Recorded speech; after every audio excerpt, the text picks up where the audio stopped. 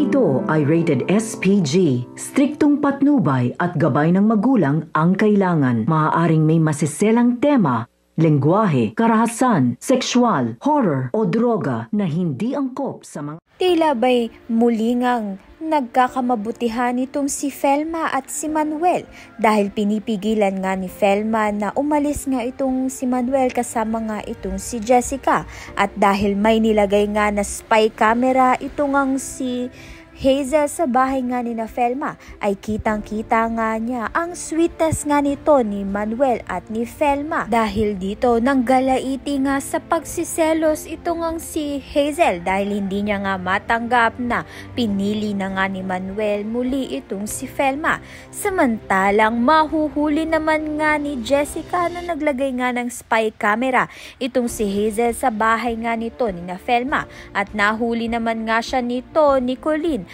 Kaya naman nga tinaakala nga ni Colleen na tinulungan nga ni Jessica itong ang si Hazel upang malagay nga ng spy camera sa bahay nila.